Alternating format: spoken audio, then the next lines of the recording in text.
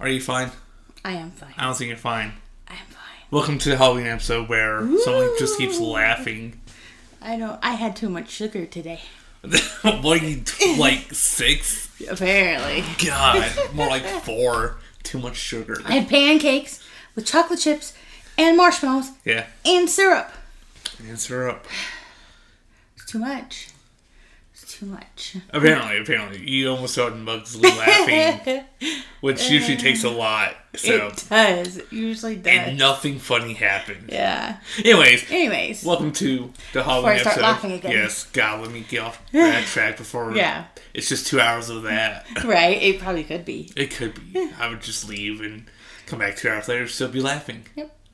Anyways, it's our Halloween episode. Halloween! 2 hours long-ish. I'm trying. I don't know. We're going to try. Past few episodes have been about an hour and a half, which is longer than usual, but not too long. So, figured we'd do a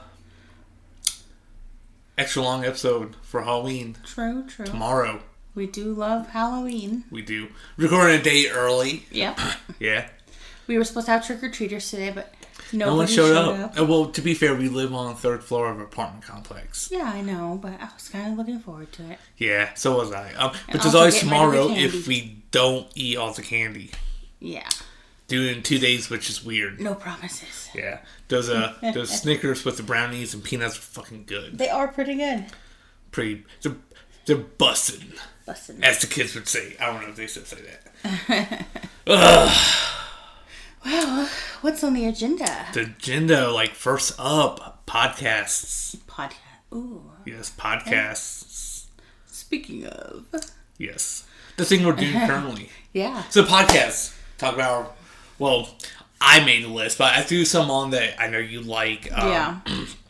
But they're mainly, creepypasta-esque podcasts or drama-driven podcasts, a story drama, story. Yeah. So that's pretty much what they are. And a couple, storytelling, of events that's happened, right. spooky things that's happened. Oh, okay. So true life. Yes, events. true life events, I guess, but with a spooky twist, with a spooky twist, like Bigfoot or aliens, or gotcha. or the Loveland Frogman, right, in Ohio. Ayo. So let's go ahead and kick that list off. All right, what's number 1 on the list? Now I feel like this is gonna be kind of biased, and I'll explain why after I list it. So number 1. And to be fair, it's not really in any actual order. It's just a list. All right. So it's not top 10 best. It's just 10 really good ones out. The No Sleep podcast, which is hosted by David Cummings. I'm not gonna lie. When I started listening to it, for the first year and a half, I would always laugh when he says his last name. Of course Cummings. You did. I did. Of course you did. You man, but now child. I'm 5 years older now. So yeah. I don't laugh as much. You're matured. So yeah, the No Sleep podcast is pretty much horror stories that have been written by authors online and stuff like that. Oh, okay. And they get the rights to tell the stories. They have a phenomenal cast of voice actors and actresses, which one of them follows our Instagram, and that is Aaron.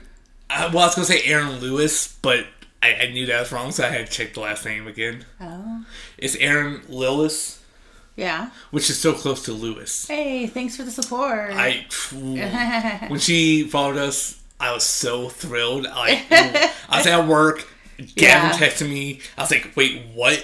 And I flipped out. I was like, it was like I was high all day. I was so happy about it. Oh my goodness. Just so thrilled. So yeah, we do appreciate that. But yeah, No Sleep, I would definitely suggest it to anyone who I think wants I've listened to a little bit of it. Yeah, I played some in the car for you. Yeah. But yeah, No Sleep is really the first podcast that I started listening to. Yeah. I remember there was a point in time I was like, oh, podcasts are lame and stupid. Right. Then I was working at Sam's Club. It's like, I'm bored. I'm tired of listening to music. Let's find something creepy to listen to. Yeah. I think it was September, August, Right. And I found No Sleep, and here we are 5-6 years later. With no sleep? Yeah, exactly. With no sleep. Yep. They have, I would say, they just finished season 16. Oh, okay. So there's a lot of backlog episodes. I got burp every time. It's the Pepsi. Don't drink the Pepsi. But it's wild cherry. I like it. So yeah, podcast.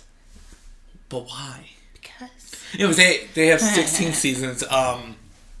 And if you like, you can. I don't want to say subscribe, but pretty much subscribe to them and get bonus episodes. Yeah. Or stories in episodes. And they usually do great deals for that during Christmas and stuff, where you can buy like a package of like seasons like 1 through 5 for I think it's like $80 and stuff like that. Right. And I don't think they did it last year, but past couple years before 2020, they were doing live readings, like a tour of live readings, which that's I wanted to go to and didn't get a chance to. So hopefully soon. Hopefully that would be awesome. Yeah.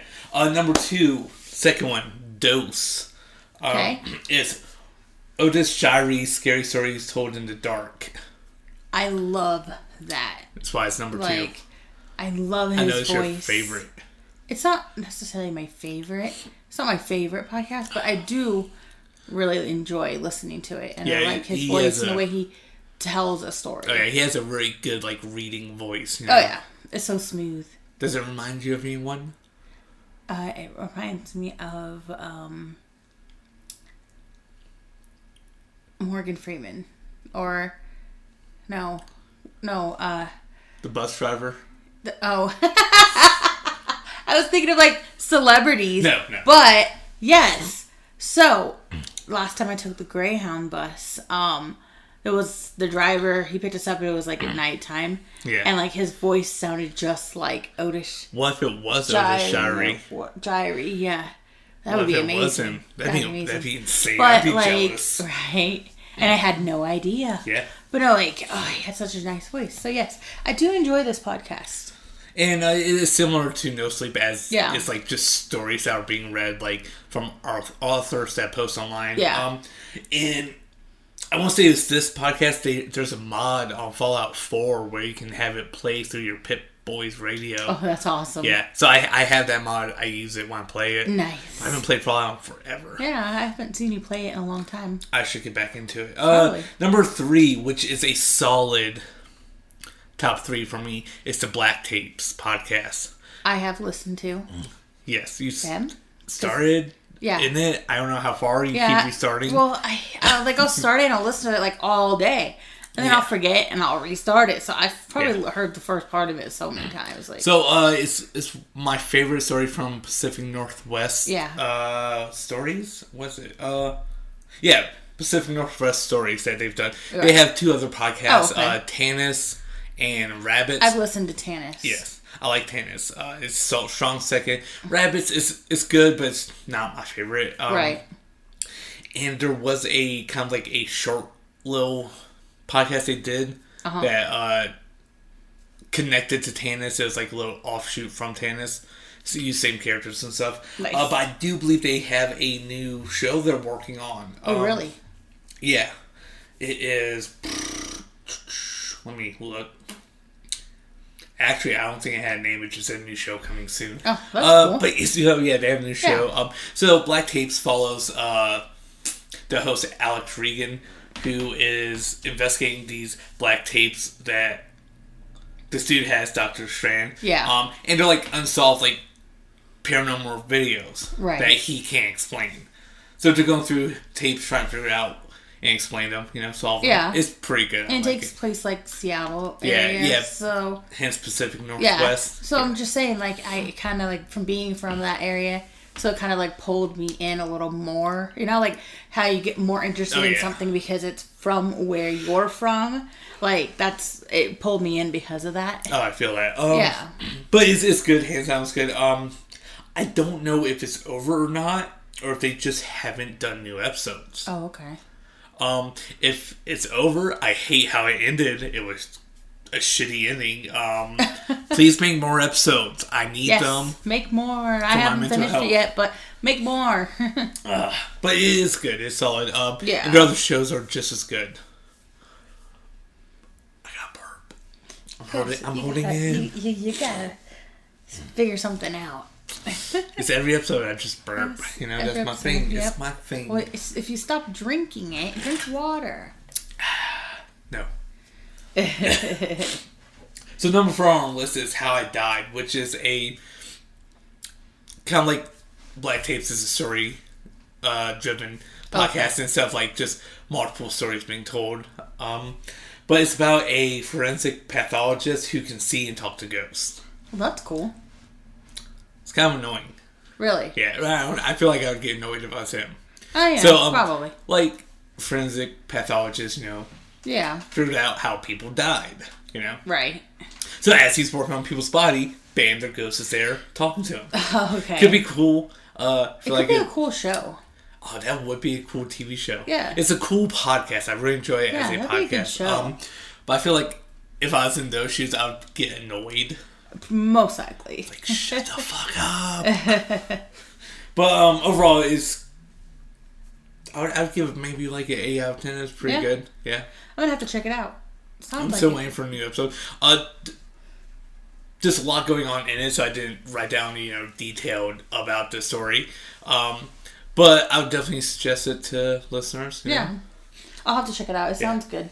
Ooh, I'm actually really excited about this. They only have 10 episodes out. I think I don't know if that's where they're ending the first part of the podcast, but it's called Bridgewater. I have listened to it. But have you? Yes, I have. Then who's in it? I listened to the first episode. That's not enough. It's good. Well, I listened to it. It's good. So it takes place back east. Yeah. I can't remember the state, but it's like Bridgewater Triangle, if you know where that is. Oh, okay. Yeah, it's Maine-ish, around that area, I want to say. Oh. And it has a phenomenal cast of voice actors. Really? Yes, we have Misha Collins, a.k.a. Castiel from Supernatural. Nathan Fillion from Firefly, Castle, Suicide Squad, a lot of stuff. And I always forget her name. I know what she's from, but I always forget her name. It is Melissa Ponzio. I don't know. But she played Lori in The Walking Dead. Oh, okay. Yeah, Rick's wife. Yeah. I didn't realize she was in it until I was looking up the cast. Then I realized, that's who that is. Nice. Because I never read her name. Yeah. So, a lot of great voice actors, actresses. And, that's awesome. Storyline is great. It follows the main character, not Nathan Fillion, but Misha Collins' character, whose dad went missing in the woods 40 years ago. Yeah. And his dad's voiced by Nathan Fillion, which is great. And his dad's badge turns up after 40 years. Right. So yeah, he's kind of investigating it and just supposed to be paranormal shit happening. Huh. Yeah. Sounds good. I've listened to I've listened to it, but I guess I really didn't pay attention to it. I feel like you do that a lot. I'd be telling you something and you'd be like, yeah. You do the same thing. But I'm listening. I just don't have anything to contribute. It's all. Okay. So yeah, okay. Bridgewater is dope. I was on board for it before I even listened. Yeah. Because it's made by Aaron Mahnke. That's really unprofessional of you.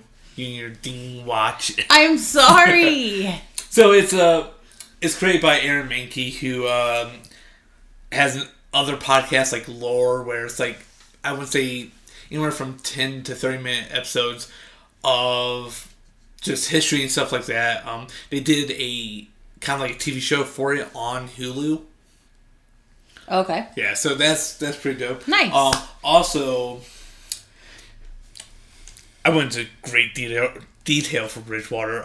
It's written by Lauren Shippen. Yeah.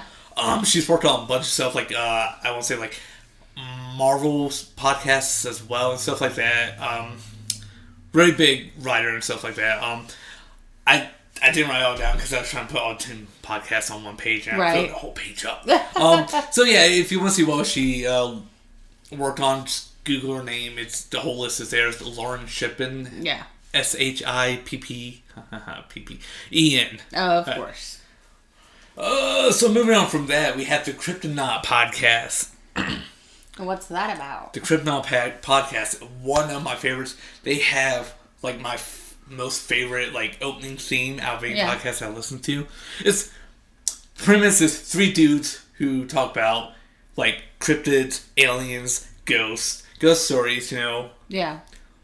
People's life stories, you know. Okay. The supernatural. And it is hosted by... Where am I? I lost where I was. Mark, Chris, and Rob. Nice. I didn't write down the names because one of them I could not pronounce the last name. So I was like, fuck it.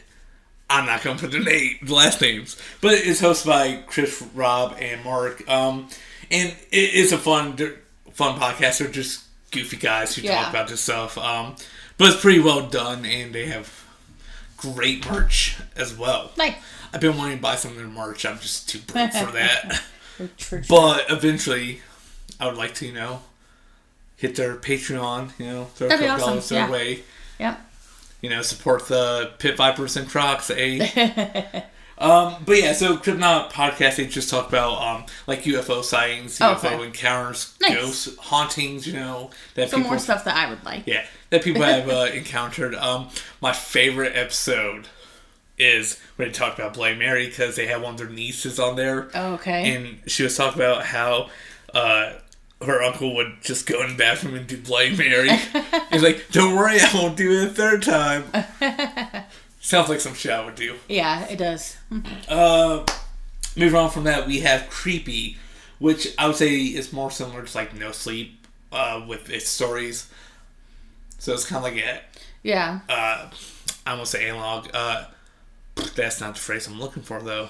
Anthology. Anthology. Of creepy stories and podcasts. They're actually doing 30 Days of Halloween episodes. So cool. I don't know if they're all out or if they're just doing one a day. Yeah. Because I'm behind. But it is a solid podcast. Good spooky stories. Right. God, man, I want to burp so bad, but every time I go to burp, if it's like something else is coming up, so I have to stop, and it's just watery. I hate my life. You do not have to go into those details. I wanted to. The listeners need to know this. They probably not. They probably don't even want to hear it. So yeah, it's like urban legends, creepypastas, great collection of horror stories. Those numbers. So number 8 is Knife Point Horror, which is, again, kind of like creepy and No Sleep. They just do it. They just tell stories. They just tell stories. Yeah. Okay. That works. Exactly. To be honest, I'm not sure if they like have to like buy stories from some authors or not. Yeah. That's a good question. But yeah, they're also anthology of horror stories. I keep forgetting the word. I'm just having brain farts left and right. You are. Yeah. Anyways, but they're great. I love the narration for it. Good solid narration. But they don't upload as much as like No Sleep or Creepy. Right. They're more of a once in a while, but it's worth it once in a while type thing. Yeah. Also, moving on into a different podcast, story-driven style. It's called We're Alive, which I absolutely love. So pretty much We're Alive is a story-driven podcast about a zombie apocalypse. Like the beginning of a zombie apocalypse. And the characters in it are just hands down great.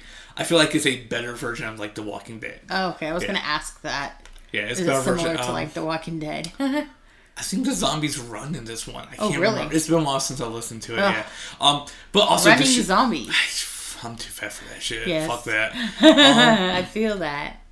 But it's great in the sense that it's not just this one story that they've already done. They have like 2 other sister podcasts that connect to the same storyline. Right. But they're small stories. Like one is about like a group of prisoners they've run in, but before they've run into them. Oh, okay. So what the prisoners were doing.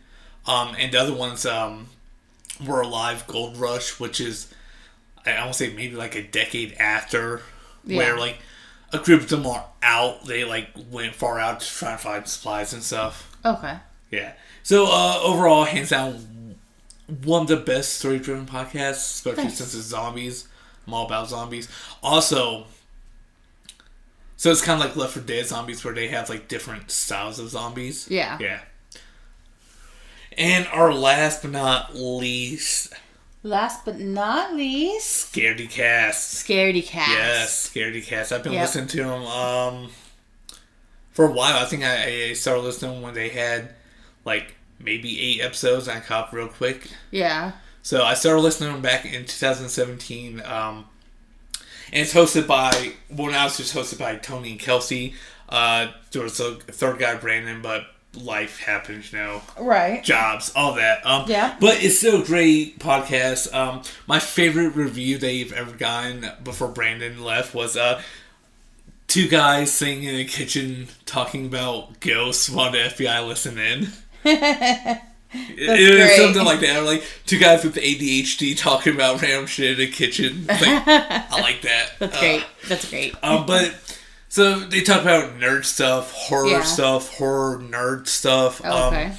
They have Creep of the Week, which is just like stuff out of like news articles of people being creepy, like the butthole tickler in Texas. Remember that? Jeez, yeah. I think they also do like a Texas Man segment. Not nice. Texas. Florida Man segment. Oh, okay. Not bad. And they talk about UFOs, ghosts, stuff like that. Actually, I want to say it was either last week or a week before they did a live stream on Tony's YouTube where they went and did a ghost hunt. Which you can find his YouTube is Tony's Kinda Weird. It's also his Instagram handle. That was a good burp. I mean, I've done better, but that's alright. Anyways, so Tony's Kinda Weird. Go look him up. He's a really chill guy. He's super fun to talk to and shit. Nice. He actually lives down in Arizona, but that's like 20 hours from us. I like how you're like, he actually lives down in Arizona, but that's like 20 hours from us. It's something like. Well, when you look at the map, you wouldn't think it's that far, but it is. Yeah. It is. I hate it. Because it'd be dope to meet him and stuff. But, so yeah, Scaredy Cast, great podcast. Love it. It's fun. They used to do live streams on Twitch when they record episodes. I don't think they do that anymore. Just because they don't have time to, meet up and do it. Right. Which kind of sucks. But I met a lot of cool people in the chat room and stuff while we were watching. So yeah, that's 10 great podcasts for the Halloween season. They are all great. They are. What else do we have? I don't know. What's the show notes? What is next on the agenda? I can't even turn the page, my bad. Movies. Let's talk about movies, dog. Let's talk about some movies. Oh, I finally got you to watch it. He did. The Thing. John Carpenter's The Thing from 1982. Yeah. So what did you think of it? I liked it. It was good. Did you? Yeah, it was really good, actually. I can't believe I haven't watched it before now, to be honest. Yeah. To be honest, it's hard to find anywhere. Yeah, true. True. It's very, especially on DVD. Yeah. I get my DVD back from May. You got to. Because I haven't seen it since I bought that DVD. So, what did you expect going in? Well, I don't know. For some reason, when it said The Thing, I was expecting more of like a swamp type creature or something. But there's no swamp there. It's the Antarctic. Like I was not thinking or expecting it to be in the Antarctic at all. Like, I totally had a different idea of what this movie was going to be. So what was your idea besides just like in the swamp? Like we would be able to see the creature. Yeah. And be able to tell what it was. Yeah, and be able to tell what it was. Surprise. Yeah. No one knows, man, because it just hides as a person. Yeah, I definitely wasn't expecting, what it was. But it was good. Had some jump scares in it, but didn't scare me. One of them did.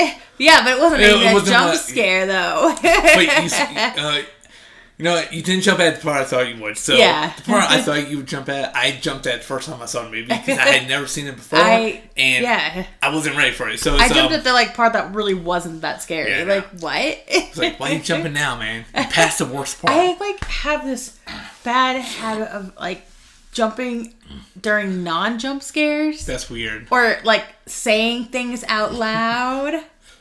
Or when during people quiet scenes. Sneaking on you while you're in the bathroom showering. Oh, yeah, that was scary. But, no, you know. Yeah. I thought you were going to jump when they went to go use the defibs on the dude and his chest opens up and bites the dude's arms off. I didn't. Because that shit made me jump. Yeah, I didn't. Oh, fuck. I wasn't ready for that. Oh, it scared the shit out of me the first time I saw it. Yeah. Because, like, I didn't expect that, you know? Right. Just that amount of, like, body horror style. So, yeah, The Thing, 1982's The Thing is...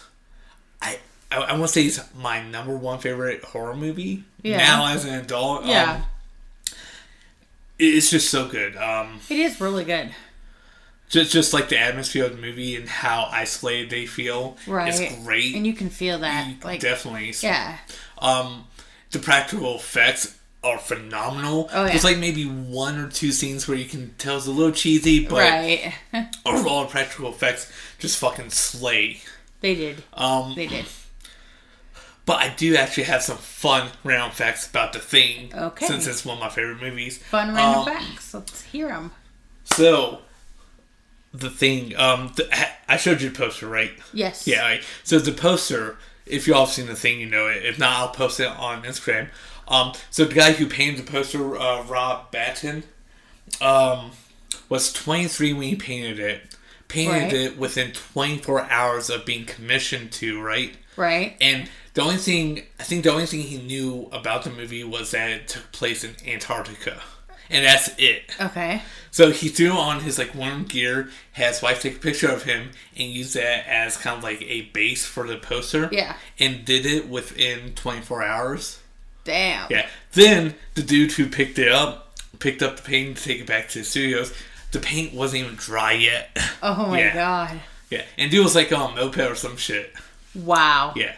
So that's just wild to think about. Like one of these most iconic paintings for a horror movie was done within a day with no knowledge of what the movie was going to be about. That's just wild to think about. That is crazy. Wait.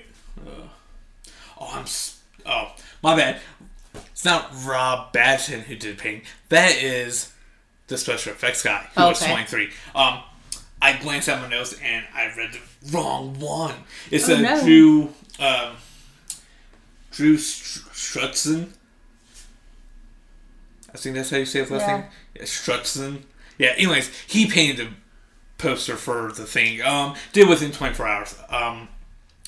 And he's a famous painter now, right? You know, because of that. So yeah, so Rob that is pretty crazy. Batten was the special effects creator, so he made all the like special effects, the monsters, and the thing itself. Oh, okay. Yeah, and he was only 23 when he got this gig, so that's fucking young to do that. That is pretty young. That's crazy. They took pretty much told him to go crazy, do whatever he wanted. Yeah, and he worked so hard on this, it affected his health. Like he got really sick.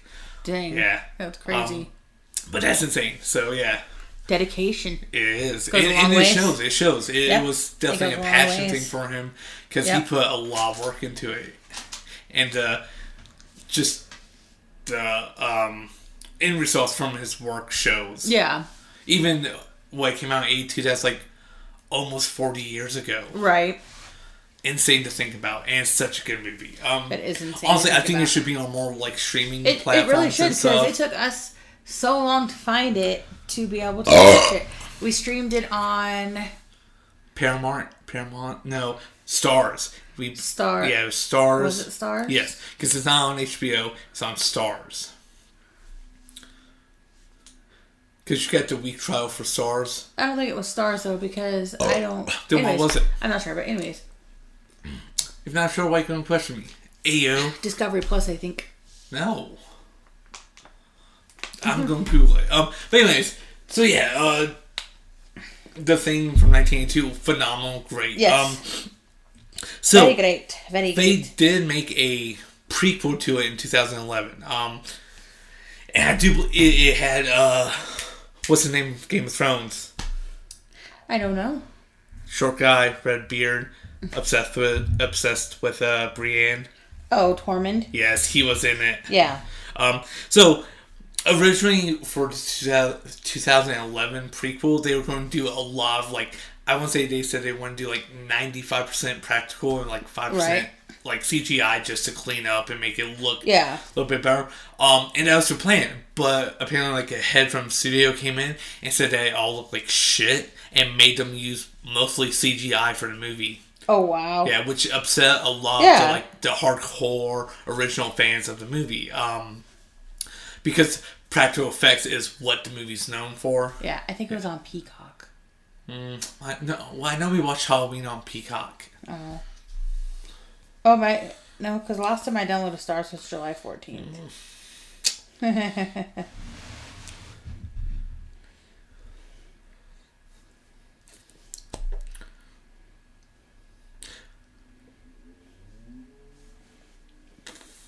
I'm saying with Stars. Well, anyways, moving on from that. So yeah, the thing I would probably say is my number one favorite Halloween or horror movie now as an adult. I honestly couldn't tell you what my favorite horror movie was growing up. Yeah, I can't tell you. I don't really have a favorite horror movie growing up or now as an adult. Like, yeah, I don't have a favorite one. I, in general, like them, but I don't have a favorite. Right. What was a horror movie that scared you most growing up? Oh my gosh, let me think. I don't really know if I watched a lot of horror movies growing up. Like, my sister loved horror stuff, and she watched it, but I don't think that I watched a lot of horror. But, like, it's not a movie, but, like, The X-Files, that show used to scare me.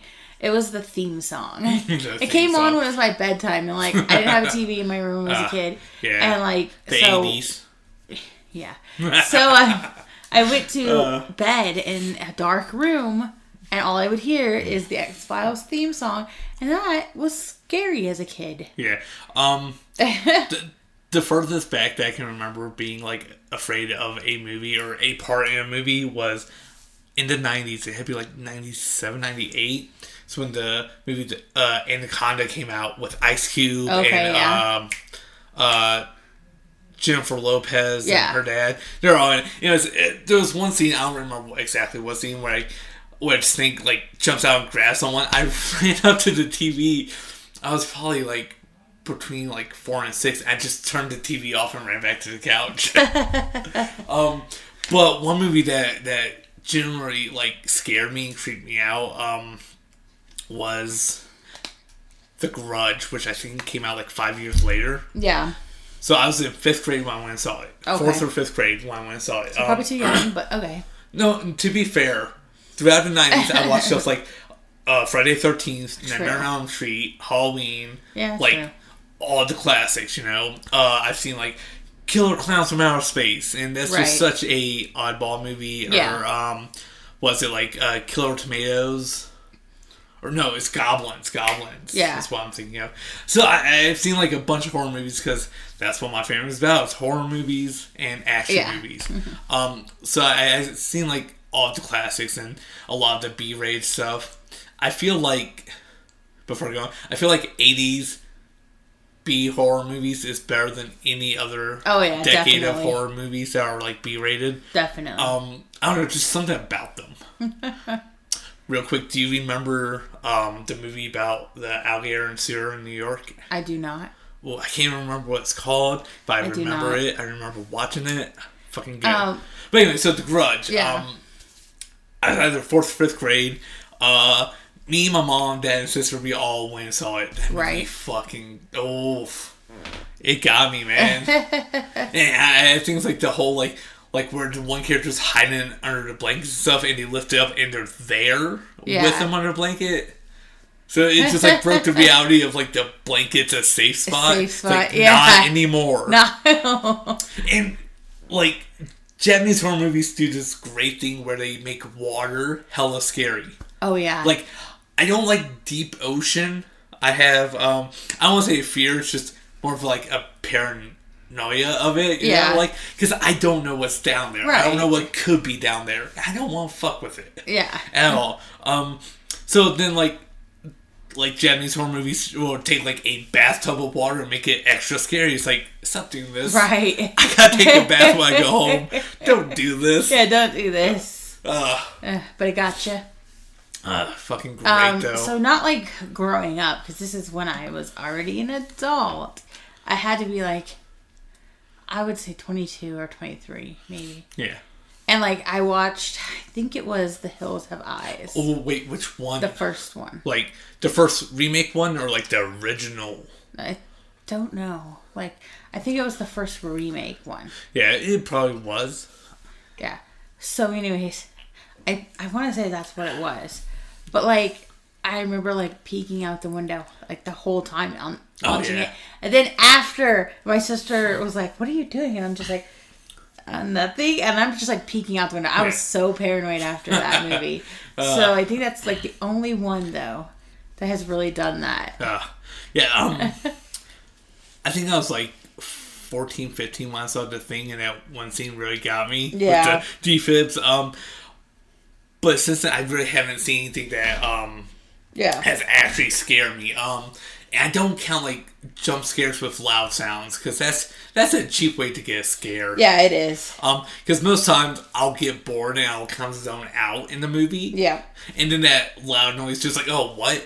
It starts me back to focus. Right. But yeah, so not a lot of really scary horror movies, but the first Paranormal Activity. I was going to talk about that these. got me because I was in my uncle's house staying there, and this house was already like known to be haunted. Like, some weird, crazy, bad shit has happened in this house. So like, I'm downstairs and I'm just watching this at night by myself, and it was creepy. Yeah. It got me. So when Paranormal Activity came out, I think I was still in high school. I think it's what, 2011, 10, something like that. I was so hyped up for this movie. Like, I was excited for it. I was so excited for a new scary movie that hopefully made me feel scared. You know? Yeah. I was at that age where I wanted something like that. There we go. Perfect. And I ended up renting it from the local movie store. God damn, I feel old because I don't think a lot of people realize what that is. Right. So the local video store in our town, I rented it from there, and I went over to my friend Elsie's house. So me and him and his brothers like sat in the dark, eating popcorn, watching it, and I was really let down by it. It was not that scary to me. Yeah. I thought it was kind of whack. Right. But they have so many movies now that I enjoy going and watching them. Oh, yeah. Because they're like a guilty pleasure. They like are. My mom really loves like Sharknado. That's her guilty pleasure. Right. Mine is Paranormal Activity. And there's a new one coming out. Yes, there is a new one coming out. What is it called? I can't remember. I don't remember either. It's killing me. Because I remember watching a trailer with you. It involves Amish people, though. So there's that. Yep. I'm excited. I'm excited to see this awful Paranormal Activity movie. Hey, maybe it'll be good. I thought the series died like 6 years ago. I'm not going to lie. Because it's been so long. Next of Kin, yes. Yes.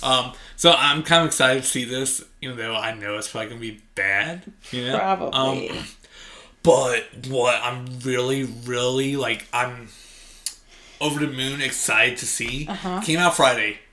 Oh, but we gotta wait to see it, because our theater doesn't play good movies, apparently. It's Antlers. Yeah. So Antlers is directed by the same guy who did Pan's Labyrinth. I can't remember his name. Can you help me out here? Who is it? Same dude who did Pan's Labyrinth. Oh, I have no idea. And Hellboy 1 and 2. Yeah, I wouldn't know. I don't think I've Let me look up real quick. I know his name is just not... Oh, Del Toro. Oh, Guillermo del Toro. Yeah, I always mess up his first name, so I just Guillermo. say... Yeah, so I just say Del Toro. You gotta roll your tongue. Guillermo. So yeah, he is doing the movie Antlers. Yeah. And I saw on TikTok where some people were kind of hesitant about it, because it's kind of based on... inspired by is probably a better phrase. Yeah. Like Skinwalker / Wendigos and stuff. But from what I've heard is like he's hired like actual Native American historians to help him, with this story to get it as accurate and close to portrayal as he can. Yeah. But I feel like I've known about this movie for like 6 years now. I feel like I've known about it forever. It's been a minute. It's been a hot minute. I knew about it before the lockdown in 2020. Oh, okay. Yeah. I think it was supposed to release sooner, but it just got pushed back and stuff. Yeah. Which isn't necessarily a bad thing. It just gives them more time to work on it, make it, more refined. But overall, from trailers I've seen of it, I'm excited for it. It looks good. It does look really good, though. It has that really nice Pacific Northwest, creepy woods vibes to it, Oh, yeah. Yeah. I'll give Pacific Northwest that. They have really good, creepy vibes in the woods. Yeah, okay, so this is funny. When me and my sister, we would travel over to go spend time with my brother. And, so we'd go over to, the west side of Washington. Yeah. And there's more, trees and, red oaks and stuff like that. No, pine trees, but big. But they also ones. have the red oak trees over there as well. Not where I was at, but okay. Anyway, in the general area. Okay. Let's not get specific. Specific. Anyways, it's just a very woodsy area. And so we were in the car one day, and then she just looks. She's looking out the window, and then she just goes, I wonder how many people are buried out there. I mean, that's a good question, And it's and then you stop and you think, and you're like, I wonder how many. Because it's such a good area to hide a body. Or when I would go to Mississippi when I lived in Alabama, there's a lot of swampy areas and stuff. It's how many dead people are out there? Right. And just with the Pacific Northwest having many serial killers. Yeah. Oh yeah. But just one geographical type area that freaks me out more than woods, and that's swamps. I fucking hate swamps. It's not just because I don't know. It's just the crocodiles, the snakes, the fucking bugs. Yeah. No, thank you. I don't want to deal with that shit. Atop of a cryptid, some supernatural animal. No, man. I'm just gonna kill myself. I ain't got time for this shit. Right. But no. So the closest thing we had back east to the woods in Pacific Northwest is the Appalachian Mountains and all of that. But then again, it is a different type of woods as well. Yeah. So it's weird. It's weird. Can't really compare it to. But it's also cool. So I'm excited for Antlers. It came out Friday. Yep. So if you guys have time, go see it. Go check it out. I haven't seen it yet, but I'm going to recommend you go see it just from the trailer. And when we do see it, we will do an episode on it. Oh, definitely. I'll talk about it for 3 years. Probably. Hopefully it doesn't let me down. Hopefully not. But so, now that we've got horror out the way, what's your favorite family Halloween movie? We've kind of gotten horror out the way. Well, kind of to the main course. Okay, so my favorite family Halloween? Yeah, like Halloween Town, stuff like that. Yeah. Well, we just watched it the other night, and it's a Disney classic. At least I think it is. It's Don't Look Under the Bed. Yes. So I watched it the other night. But growing up, that was my favorite. That was my favorite one. Every year when that one was on, I watched that one. I don't know, there was something just about the movie. And when I watched it just recently, it had been so many years since I've seen it. And it just brought back that happy, nostalgic feeling. It made you feel less old. It did. It made me feel like a kid again, So it achieved its goal. Yes, it did. So, I love that movie. And then I would say Hocus Pocus is second, obviously. Yeah. I'd say growing up, mine would be the Halloween Town series and Hocus Pocus. Yeah, definitely. Just they're just so cool. Yeah. Halloween Town was just dope as shit. And it was I always thought, man, I wish that was fucking real, I know. Well, there is a place in Oregon that does decorate. A real live but Halloween Town. Yeah. But I know about that because I've heard about it. St. Helens, yeah. Then Hocus Pocus was just... It's weird because it bombed in box office, but it's a cult hit now. Exactly. Loves it. Yeah. But I would say my one of my newer favorite family Halloween movies is It's on Netflix. Oh, yes. Hubie Halloween. Hubie Halloween. That is great. It's just, like, as soon as I saw it, I was like, classic. It is great. Like, no matter how many times that you put it on, and he puts it on a lot. I used to just put it on and fall asleep. Okay. I laugh at it every time. It doesn't matter. I laugh at it. It's great. What my favorite thing about it is just, it's Adam Sandler and his friends just hanging out making a movie. Yeah, pretty much. That's all it is. That's all his movies are, though. His group of friends changed from like the 90s to now. They're all pretty much the same. No. Yeah. No. Who's there now that wasn't there? Who's not there now?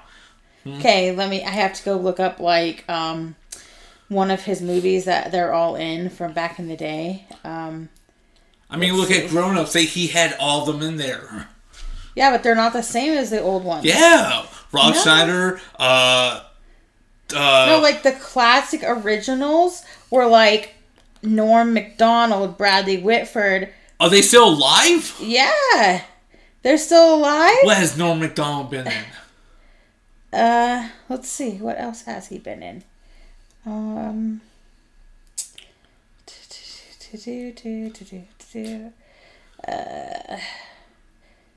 He's like an anchor dude. The Norm Macdonald Show since 2018. He's in Fairly Odd Parents. He was in Grown Ups. See?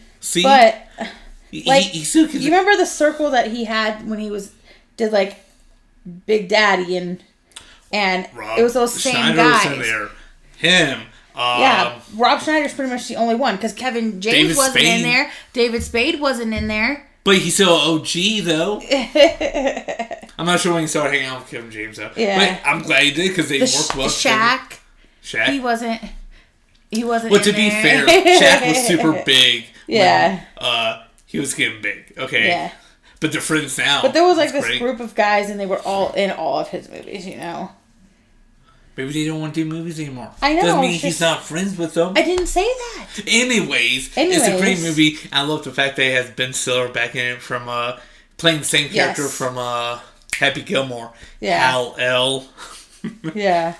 Like Jonathan Luran, he was also in Little Nicky, Peter Dante, like all of those guys. Alan Covert. Like they were all in his like Billy Madison, Little Nicky. But here's the thing, you also got to think about, are they doing other projects where they don't have time to come in and do something with them?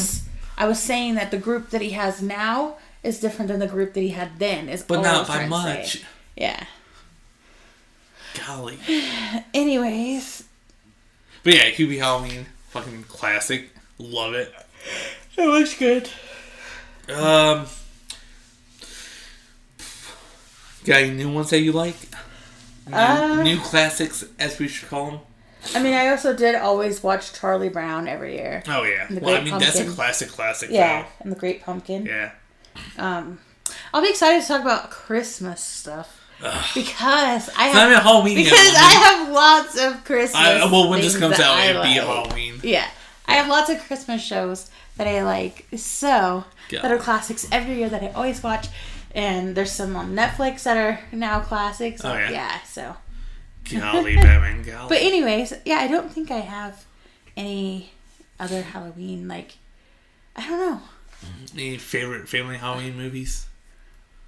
Other than what we've mentioned, like... Alright, how about this? What is your favorite TV show with a Halloween special edition episode? Ooh... I always loved The Simpsons, Treehouse of Horror. Oh, yes. Like, always, those were always the best. I have not watched them in so long. Their 666 episode is a Treehouse of Horror episode. Of course it is. Yeah. Of course it is.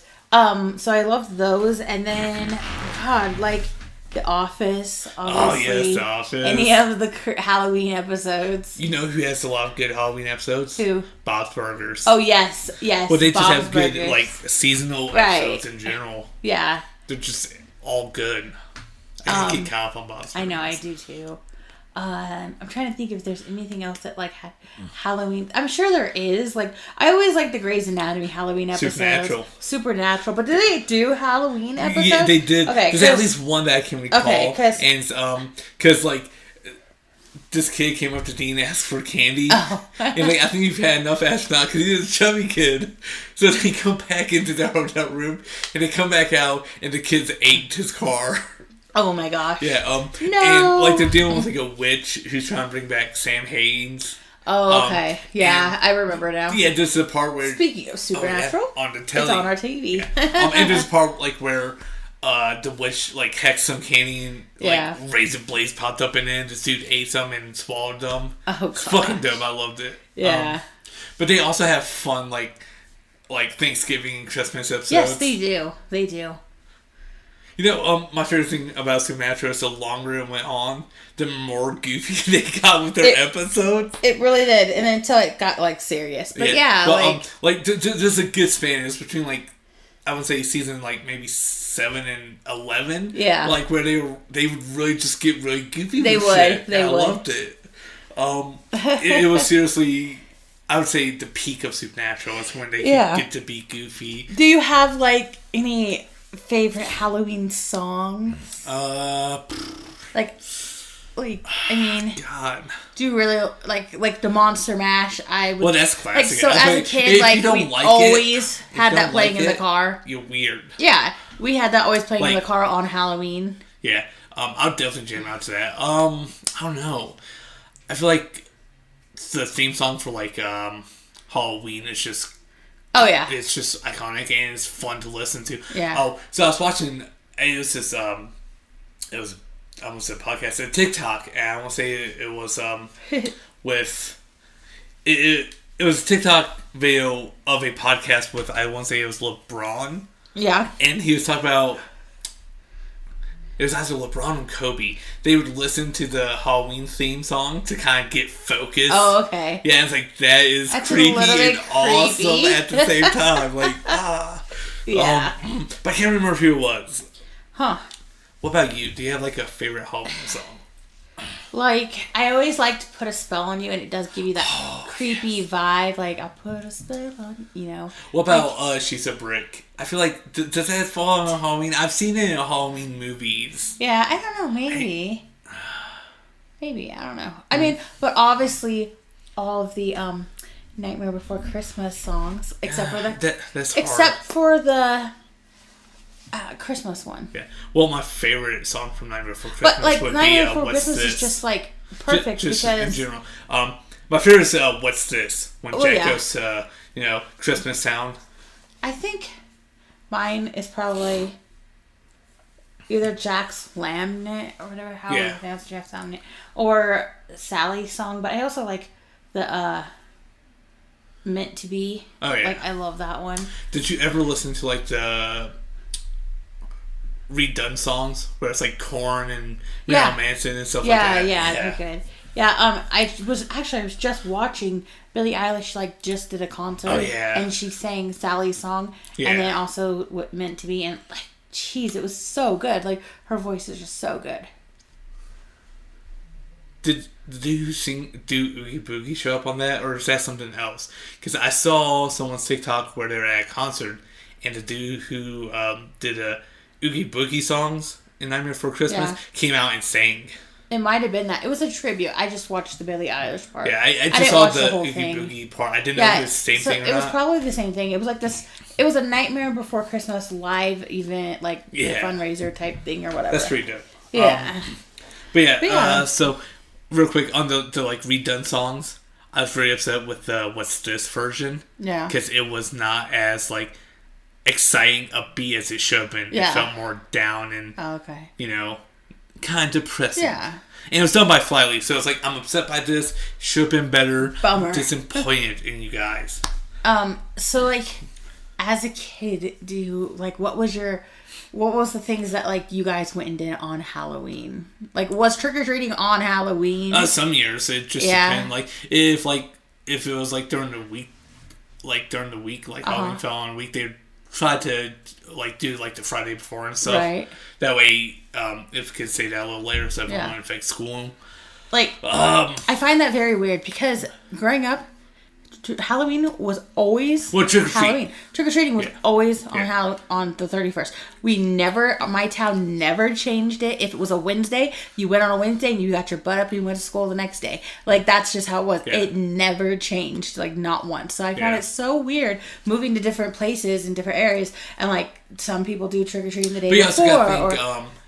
You know, if they keep it, like always the Friday before, like, Halloween and stuff, they can probably prepare better, you know, like with police response, ambulance and stuff like that. Yeah, no, I totally understand why they do these things. It's just kind of strange to me because growing up, it was always the 31st. Like, weird. Like, so this sucks, you know, but then I just got used to it. But then I moved to Alabama and they didn't do trick-or-treating throughout the neighborhoods. It was pretty much trunk or treat on square is one long ass line. I fucking hated it. Right. I mean, everybody was there and you guys see your friends and shit, but it's pretty much staying in line for candy. Yeah, and that was the worst. Like, I had some great, like, I grew up and had great Halloween years. Like, great. Always. When I moved out, I was like 14, 15. I probably shouldn't have been trick-or-treating, but it's like, it's in my blood. I can't stop. I would go now, but it's like, would they give me candy or not? Hey, they probably would. I mean, I'll take some mini bottles, you know. Oh, yeah. But no, like some MREs. Give them some. Yeah, I can ask my brother for some. Right.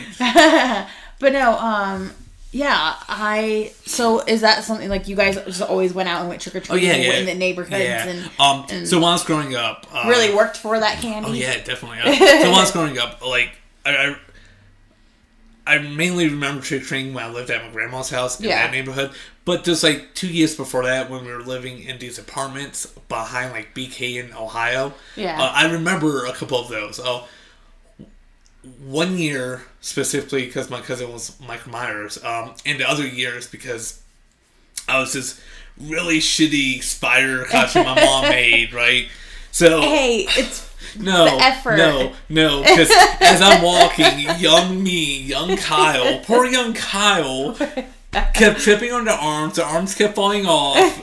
It was a mess. I remember falling up a flight of steps I was walking up to go to the door because my arm fell off and I stepped on it and tripped. Oh my goodness. It was the worst. And you know what? Years later, I think I was in Alabama when I found this out, my dad was the exact same thing before I was born. Wow. The same thing. Well, then there you go. That's why they did it. I fucking hate them. You're the worst, Mom. Yeah. You're the worst. Hey, it's the effort that counts. But yeah, so she was probably so proud of that costume. The Spider-1, I think it was like a year before I moved to the neighborhood because I remember getting ready at the apartments and we drove over to the neighborhood. Right. And I was young. I think I was like kindergarten still. But that neighborhood was like fucking popping. Just like at least 500 kids throughout the neighborhood just trick-or-treating. Yeah. And it was the best. It was like that until I hit middle school. Then I moved away, and then I am moving back, and you're there for Halloween. Yeah. It was pretty much dead. Yeah. Like, there might have been a solid 40 kids. Yeah, something trick-or-treating like that. Throughout the neighborhood. That's how, like... So was sad. Because, like, my parents... My mom was working at GM at the time, so like when Halloween came around, we would invest in like blow ups and decorations and everything, and that was one of the most fun part was decorating for Halloween. Yeah, and then we would get like fucking big tubs like the one over here. Yeah, and fill it full of candy. Right. So it's like a 3-foot tub, about up to my knee, full of candy.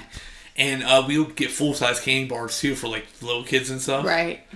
Yeah, and give, like, the teens and older kids, like, the minis. Like, here you go, you get a mini. I would give the teens the big ones and be like, you know what, you're cool enough to come out here. Nah, man, you guys are the little kids. I know, but, like they could be out, destroying the city, and they're getting candy. Yo, man, they might be selling other kids candy. You don't know, man. You don't know. I don't but, know. Hey, at least they're still getting candy. Yep, so, Halloween growing up was just, like... Yeah.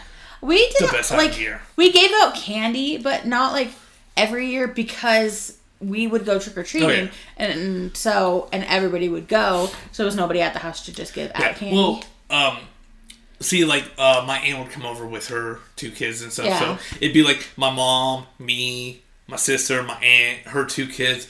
So, like, 6 of us would go out trick-or-treating. My dad still be at the house handing out candy. Okay. Or my dad would come with us and my mom would stay home. True. And you had my grandma also helping hand out candy. True. Yeah, so besides trick-or-treating, did you guys do anything else on Halloween, or was it just really just, like, trick-or-treating? Well, on Halloween, it would just be trick-or-treating. Like, we would, stay up late, watch horror movies, stuff like that. But throughout, like, October, like, we would go pumpkin patches and pick out pumpkins, carve them, you know. Instead of buying them at Walmart, we would actually go to a patch and find them. We would do that, too. Well, we went with our school every year. Like, in grade school, every year we went to school, and then they let us bring home a pumpkin. I did that a couple times. Yeah, they did that a couple times. Like, we would go trick-or-treating every Halloween. Yeah. But then we also, like, always had a school carnival. We always went to our school carnival, which was fun, because then that's where we can meet up with our friends. And then, like, since there was, like, a neighborhood, I lived in my neighborhood where my school was, so we would just, like, leave from the school and then go out trick-or-treating with all our friends. So I always went trick-or-treating with my friends growing up. Yeah. Like, it was usually me, my sister, and my brother. I didn't have friends, so I went with my family. It was me, my sister, and my brother, and then we had, like, my cousins, they also lived with us. So then there was 3 of them. So it was like a big gaggle of kids. Yeah, and then our friends would go along. Yeah. So we always had a big, huge group going along. Yeah. So we were safe and all that. But yeah. See, like the only thing I just drank Pepsi. The Pepsi. Anyways, the closest harvest but festival we had to Halloween was in September. Yeah. And it was like the Malbarn Harvest Festival. Yeah. Which I've taken you to. Yeah. I don't feel like it's as good as it used to be. Yeah, true. Because like they would have like people out there like making like apple salt, apple butter. Yeah. Apple butter, jeez Louise, there we go. Slow down. Paint stuff. Yeah. I'm sorry, I'm getting excited. I love apple butter. Like homemade, like just like in cast iron pot and stuff. And there'd be like a lot of I won't say role players, but like Native people there as well who would dress up in like older style. Okay. And just talk about like Native life and cooler because you were a kid. No, it definitely was cooler. Everything was bigger. You didn't have to pay for anything. It was definitely cool that they had to pay, but like. I feel like they had a lot more going on probably, when I was younger. But it was cool because you guys see like farming stuff, harvest stuff, you know, how like Native Americans harvest and stuff like that, and immigrants, from Europe and stuff like that, which is cool. And they had like the best pop there. My favorite. I can't remember what it's called though. It is pretty good. It is. I went to Black Cherry again. Cherry pop they had. Pretty good. Yeah. So that's like the closest festival to Halloween we had. We would go every year. Yeah. Oh, and they had like the root beer with the cool like wired tab corks. You know what I'm talking about? Yeah. Some good ass root beer. Goddamn. So like, what has been like your favorite costume? And then your not so favorite costume. We know which one is your favorite costume. I don't remember my favorite costume because of my not so favorite costume. I'm just traumatized by that PTSD from it, man. I don't think that I have a not favorite costume. Like, I would dress up like, I would be like a soldier or like Grim Reaper and stuff like that. Yeah, I don't think that I had not like... But like, I'm jealous, man. Why? We did not have that cool costumes when we were growing up, but now, man, I got fucking Halo, Fortnite, like Mortal Kombat. Last year my nephew was the Batman, the skin from Fortnite where it's the llama around him, and this is an inflatable costume. Where was this stuff when we were growing up, man? I know. I was Hocus Pocus. I was Mary from Hocus Pocus last year. I think the last time I really dressed up for Halloween was 6th grade. That's depressing. Yeah. Why don't you just dress up? I've got like masks and stuff and worn, but I haven't really, went full on out. I went full on out. I had the wig, the Mary wig. Yeah, I haven't done that in a while. I had the dress and everything, and the makeup. It was fun. See, I don't know if I can handle makeup because I rub my nose a lot in my eyes. Yeah. So that's a thing. But some of the costumes that I wore, I remember I was Bugs Bunny one year. Really? Yeah, I was Bugs Bunny. I was a Power Ranger. Fucking dope. I was Jasmine from Aladdin. That was a cold year. That was a cold year. I remember. And this is going to show my age. Okay. I was Ghostface one year. Oh. Like when the bleeding mask came out, I had it. I was Ghostface. Yep, classic. Yeah. I'm trying to remember, like, I think my mom said my first costume was a pumpkin, but I think that's so many. You do look like a pumpkin. Hey, yo. That's so many people's first costume. I remember one year, my niece decided that she didn't want to, she was not going to dress up. She did not want a costume, did not want to wear a costume, so we put a skirt on her, put her hair up, and just said she was a cheerleader. Wow. Because she did not want to dress up. I think she was like 3. And she was just in her terrible 3s and was like, no, I'm not doing this. But still wanted candy. But that's fine. But yeah, no, and let's see. I was the skull dude with the like bloody face, you know? Oh, yeah. Of course, I had the heart pump that pumped the blood. Yeah, I remember when that was really big. I don't see that around too often anymore. Aiden was, no, maybe, I don't know. Like, it's not as popular as it was, the bleeding masks. Right. But yeah, those were, like, I thought they were the coolest shit ever. Yeah, I was, not last year, but the year before, I did, like, a sugar skull face. Oh, nice. And that was fun. That was cool. Oh, in high school, it was 12th grade. In our class, one of my friends did, like, use my face to paint on and do like a sugar skull. It's cool. It's one of my favorite pictures I have from high school. Yeah. I'll have to find it and post it. Yeah. But I don't remember having like a bad costume ever. I think I ripped beanie. Like my skull cap. Got lost. I remember as a kid, like my mom would get my costumes early, and then I, of course, would play in them. I remember ripping a few costumes and having, like, the last minute go pick something else because I ripped my costume. How do you rip your costume? Because they were, like, those cheap plastic costumes back in the day. Like, they sucked. Yeah. The masks smelled so bad. Oh, yeah, they did. Was that mask or your breath? True. It could have been. A little both. No, my niece, she's had like 3 different costumes this year. Yes. Like she's been Batgirl, a witch, and like a ghost thing, I think. Something like that. Yeah. Yeah, but she went trick-or-treating, was last night? Today. I thought it was yesterday. No, it was today. I got the pictures. Today's Saturday. Yeah. I know what today is. They went up on Friday. Why not? It was today. Are you sure about that? It was this morning. Because my sister sent me the pictures. Okay. Alright, I guess it was... Oh, it rained there too. Yeah, I guess it was today. I was thinking it was yesterday. My sleep schedule's all fucked up. But yeah. I have a picture of my niece with a Jason mask on. Right. She's a little stinker. But just like Halloween's is a big part of our family. Like it is our thing, you know. Like how families do like Christmas, and we're Halloween people. I would like to be the Christmas people though. I don't think that's gonna happen, my guy. It will happen. You can have Halloween and you can do it all up, all amazing like. You know, you say this, but then when you want stuff done for Christmas, I'm still gonna have to do that too. And then I'm going to have to take it down. You're not. As long as I can reach it, I'll do it myself. You won't and then, like, I want to do, I want to do the Christmas stuff, though. Like, all of that fun stuff. Right. So we got those covered.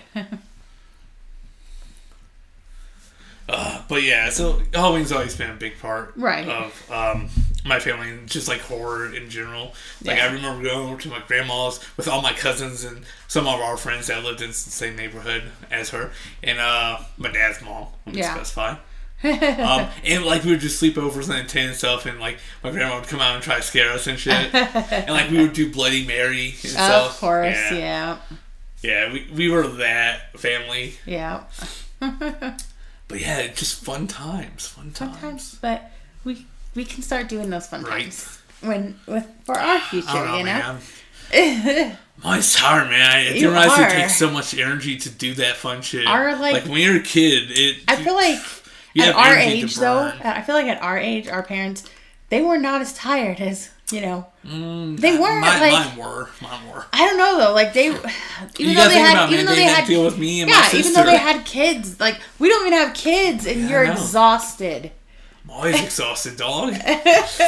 It's because I used all my energy up as a kid. Like, I would stay Apparently. up, like, all night if I could, just watching TV and stuff. Like, watching Adult Swim in the 90s. I would do that. Being, like, 5, 6, watching Cowboy Bebop. Like, fuck yeah. No. This is the coolest shit ever. No. Then my mom would yell at me for being awake when she got home from work. Because she would get home at, like, 12 to 2 in the morning. But I think that's all we had for Halloween stuff. Besides the grand feast of Halloween Kills. Dun, dun, dun, dun. Yes, the new Mike Myers movie. Halloween Kills. Halloween Kills. Do you have the synopsis? No, I did not. Do you have the synopsis? There we go. I do not have the synopsis. Well, you might want to pull it up like it paints. Oh, probably. Got 'em.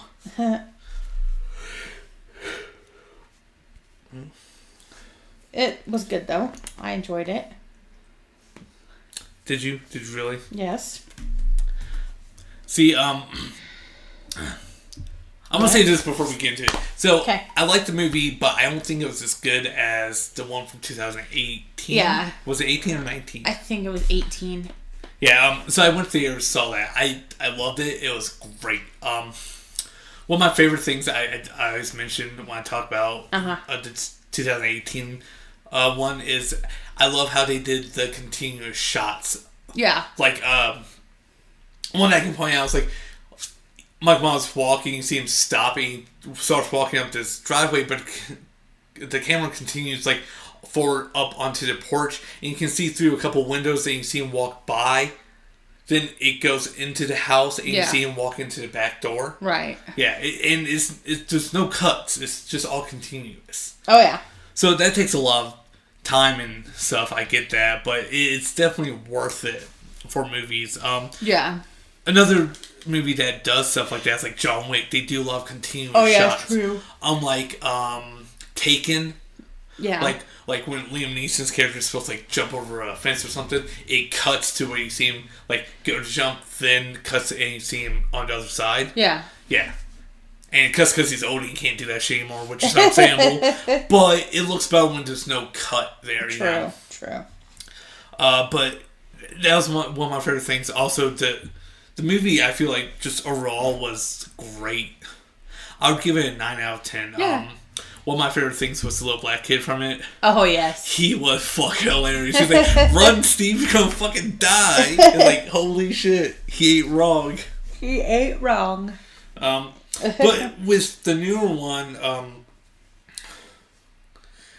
there was, I feel like there wasn't as many, continuous shots. It was more, I guess, choppy in a way. Yeah, kind of. With the transitions. I didn't really enjoy that, but I started thinking about it from how the two movies are different and it makes more sense. True. So like in the first one, it's like more focused on Michael. Yep. So it would be continuous shots and just how calm and Yeah, how calm he is. Yeah. Yeah, as he does everything, it's like. Fuck. And then versus this one where it's like more chaotic. It's more chaotic. Everybody's in panic mode. Well, it's focused more on the townspeople instead of just Michael. Michael's more of a back character in this one, I would say, than a main character. Like the townspeople are a main character. Going after the back character, Michael. So, they're more, I guess, amped up, chaotic. So, that would make more of a transition-wise in scene kind. It would make more sense. Stop hitting the table, woman, Callie. But no, so, like, following chaos of, like, the people in town, it would make more sense to have more scenes, like, where they cut and chop the way they do. I feel like I'm doing a shit job explaining it. No, you're doing good. I get it. What you mean? Like it's more chaotic, so the scenes need to be choppier to be more chaotic to represent that keep more, that spook going and that just chaos keep that energy going. of the townspeople. Which but I did enjoy the kills in the second one a lot more. I'm just gonna say that. Yeah. The kills were a lot more fun. Right. And the ending was great. I absolutely love it. I can't wait for number 3. Yes, I cannot wait for it. Also, I absolutely love Jamie Lee Curtis. Me too. Her mom was wasn't her mom in Alfred Hitchcock's The Birds? I don't know. I can't remember what her mom was in. Her mom's also a horror icon. I can't remember her name or what movie she was in now. Yeah. But I absolutely love Jamie Lee Curtis. Right. Fucking A1 right there. Yeah. I did enjoy it, but like I said, like you said, the first one was... I mean, I don't want to dog on it because I know a lot of people enjoyed it, but it's like, I preferred that first one. I like that filming style, you know? I get that. But I get where they're going with, like, I guess the storytelling of it. Right. So do you have the up? Yeah. It's been up for a hot minute. Well, I didn't know. You know, like, yo, Kyle, it's up. Why are you yawning? I don't know. Stop yawning. I want to yawn now. Anyways, you want to kick us off? How does the movie start? Okay, so the movie starts with it starts in 1978 on Halloween, of course. So it's a flashback? Yes, so it's a flashback. And it starts with Deputy Frank Hawkins accidentally shooting his partner dead while trying to save him from Michael Myers. And he's a bad shot, man. And then he also prevents Dr. Loomis from executing Michael. Which is now a mistake. Yeah, definitely a mistake. 40 years later, on October 31st, 2018, after being stabbed and left to die by Dr. Ranbir Sartain, Hawkins is found by a teenager, Cameron Elam, who calls an ambulance. And then obviously Hawkins regrets not allowing Michael's execution and vows to kill him. Yeah. From there, does it pick up to where the last movie left off with the fire? Or does something more happen? I can't recall. I think something more happened. Well, let's read the synopsis and find out, my guy. Should I just read it, or... you can skim it, I guess. Because I can read pretty fast. Can you? Meanwhile, Tommy Doyle celebrates the 40th anniversary of Michael's imprisonment along with fellow survivors Marion Chambers, Lindsay Wallace, and Cameron's father, Lonnie Elam. So it pans back to all the survivors, bar. And they're at the bar. Yeah, and they're all like kind of like sitting around, and are they talking about Michael, or not so much? He's up on stage talking about it. Yeah, on the guys. To be fair, it's been a couple of weeks since we saw it. True, it has. We got CRS, can't remember shit. I remember the main points of the movie, which is fine. Yeah. Anyways, so then that jumps back to firefighters responding to Laurie Strode's burning house. Yes. Unknowingly released Michael. Oh yeah, which I'm not gonna lie, I absolutely love that scene where he comes out of the fire with the crowbar, the firefighter crowbar. Yeah. Yeah, and he just wrecks 18 guys. Yeah. Honestly, speaking of that scene, I have seen where people want that removed from the movie. Really? It's like, what? Why? I don't know, man. They're fucking weird. Jeez. But it was a good scene. Yeah. And while that's going on, Allison, Lori and her daughter Karen and her granddaughter Allison, they're all being taken to the hospital. Oh yeah. Because Lori got stabbed in the gut. Yep. And then she had emergency surgery. And then Michael murders Laurie's neighbors before making his way back to Haddonfield. Oh, yeah, after he's killed on fire cars. Yeah, he kills those two people. I kind of felt bad for them. I did too, yeah. But it was intense.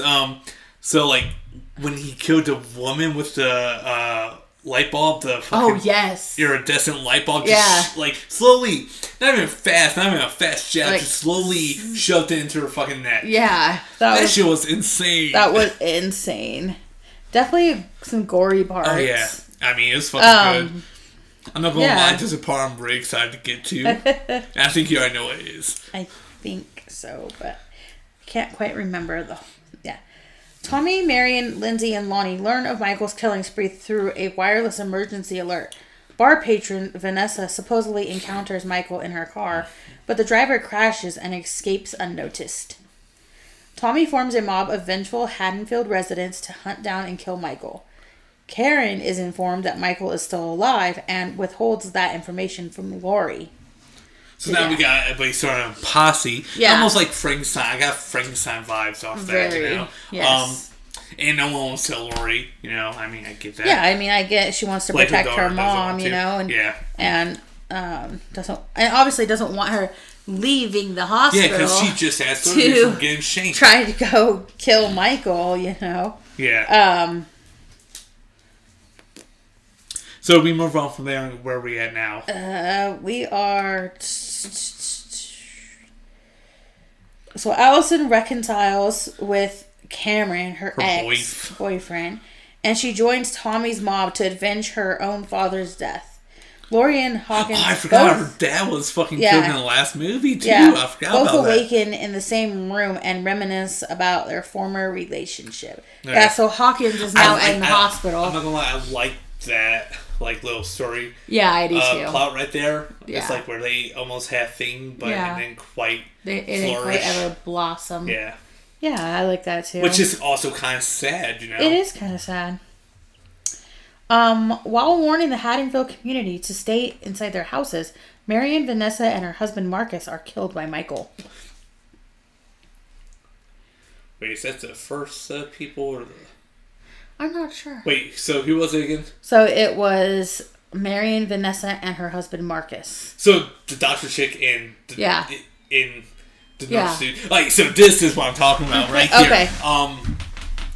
I absolutely love the scene where he kills them. Yeah. I don't know if I should like that you're so excited about this or be a little bit afraid. So like they had all the opportunity to actually kill him in this scene. Yes. They had every fucking chance and failed. And they failed miserably. They did. So like the doctor shit gets out, runs 40 feet away. As he's in there killing the older chick, then her husband, he just stabs a knife into his eye. Yeah. It's weird. Throughout the movie, he never does anything, super fast. It's not a jerking, fast stabbing motion. Yeah. It's all slow and just mechanical in a way. Huh, that is weird. But the reason I love this scene so much is because the doctor chick comes back. She has a fucking Desert Eagle. Oh, yeah.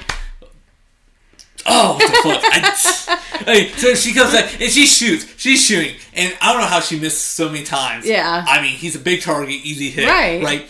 And she gets to the driver's side door and he kicks the door, causing her hand to go back, and she shoots herself in the fucking head. Yeah, that's crazy. Come on. Right. You had the so drop on him. Yeah. You just... Lord. Lindsay escapes and is found alive by Tommy, Lonnie, Allison, and Cameron. The group map out Michael's path, and his victims locate and deduce that he is heading towards his childhood home. Where Big John and Little John live? Yep. Yeah, remember Big John and Little John? Yes, I remember them now. The two gay guys. Yes, I liked them. They're probably the best characters in the whole movie. Yeah. Tommy takes Lindsay to the hospital and reunites with former Haddonfield Sheriff Lee Brackett, whose daughter Annie was killed in 1978. Yeah. And by this point, there's a bunch of people there, right? Yeah, there's a mob. The sheriff ends up showing up and locking down a hospital. And what's his face pretty much causes chaos. Oh, yeah. Yeah. I can't remember. The main dude that put together the mob. Yeah. Across town, Michael murders the current owners of his home as Lori prepares to leave the hospital. Yeah. Yes. But this is after the one dude who stole the car and crashed it and escaped after he died. Oh, right. Which he was a mental patient. Yes. I think... he was.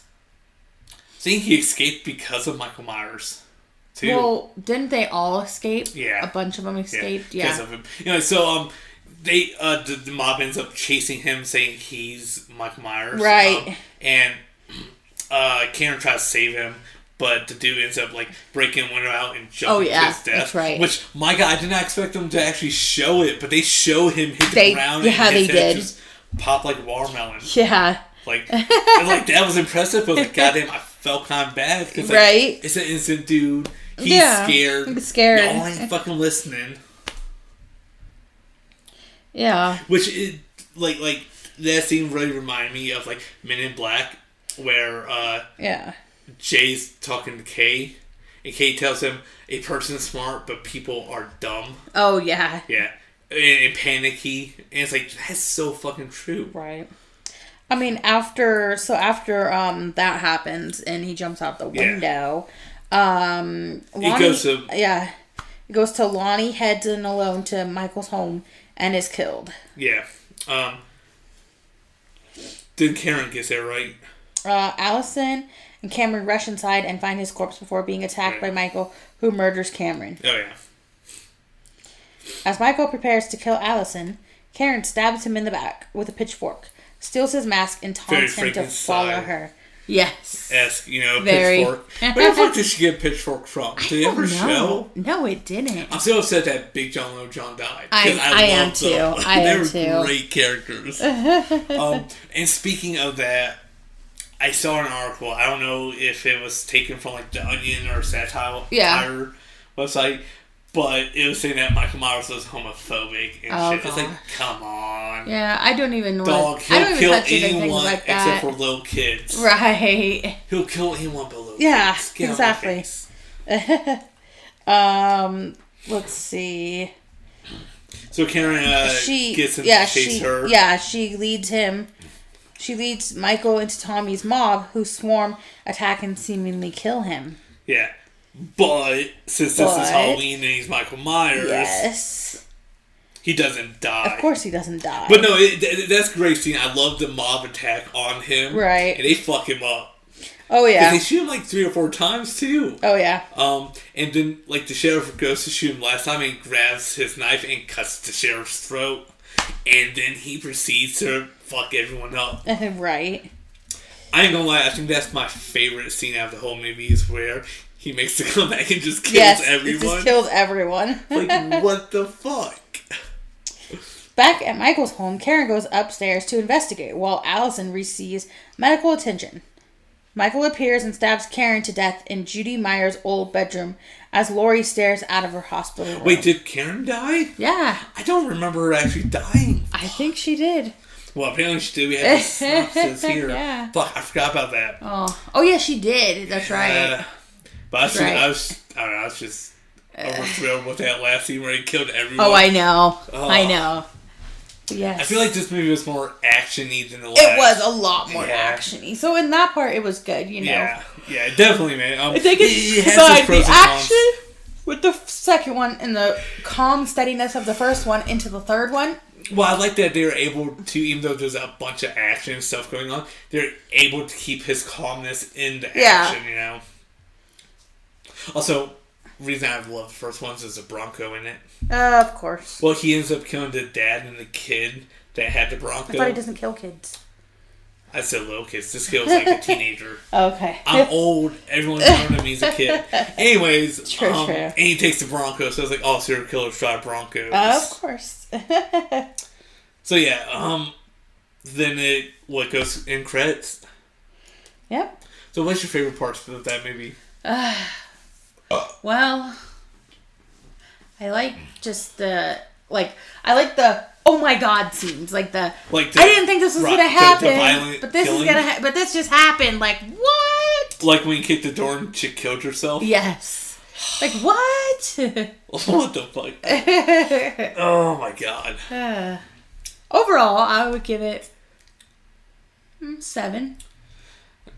7's fair. 7 would be high for me. I would say maybe a 6.5.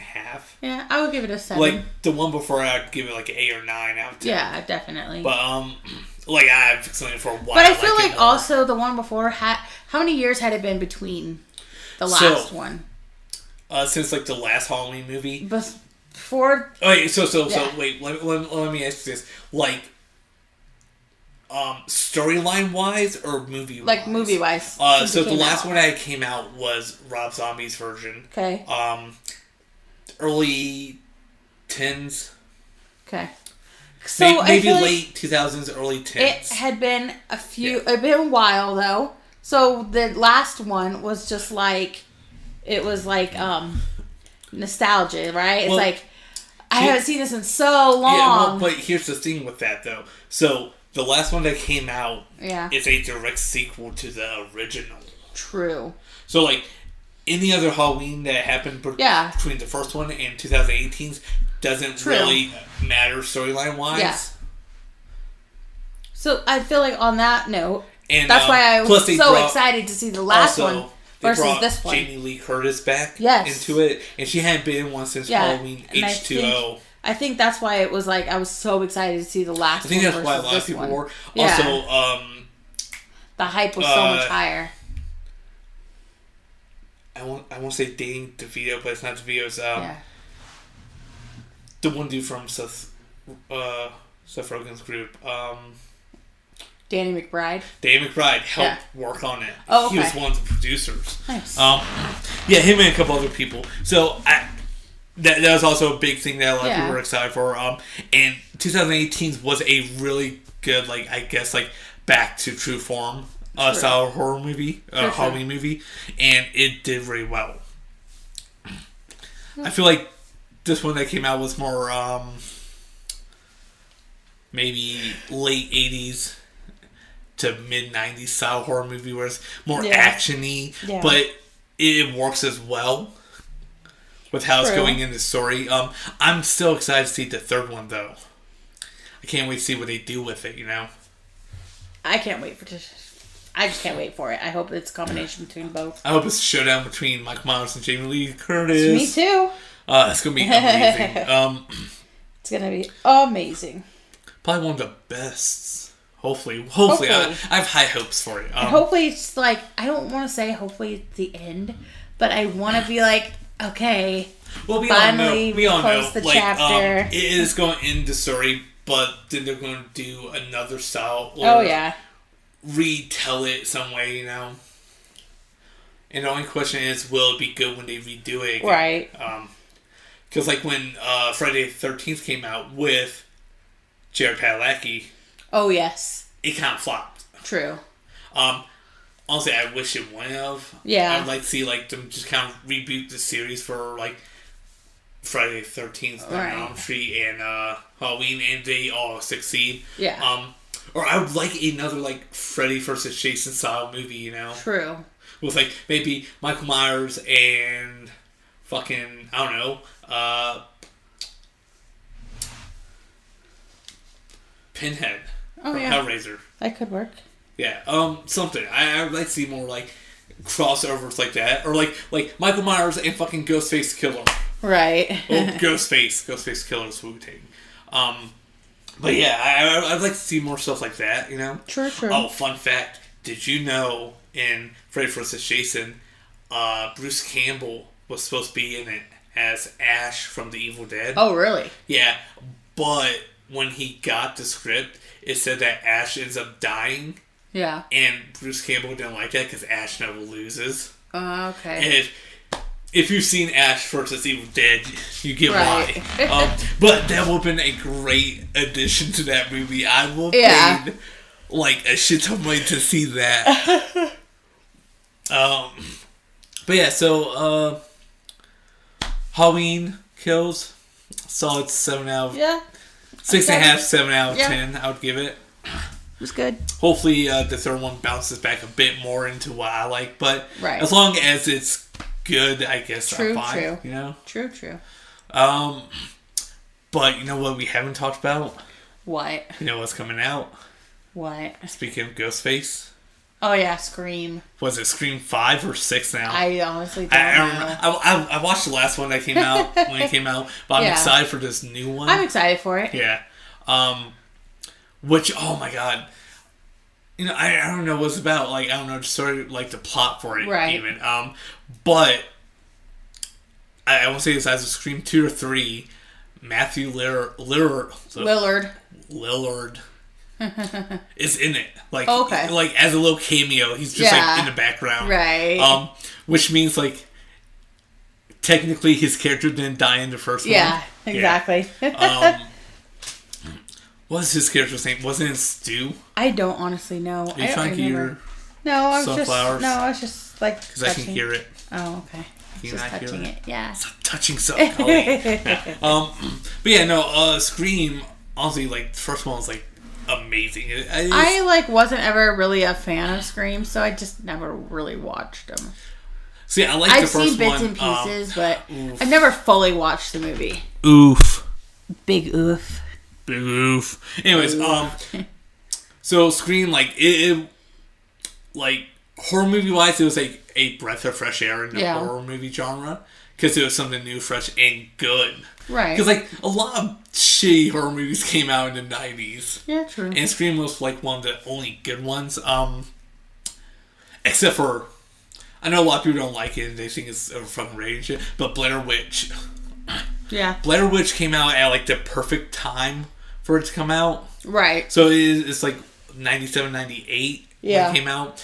And it sold itself as a like true story kind of. Yeah. And this was back in the late 90s where internet was not that good. True. Looking shit up was not that easy. We didn't just have easy access to people.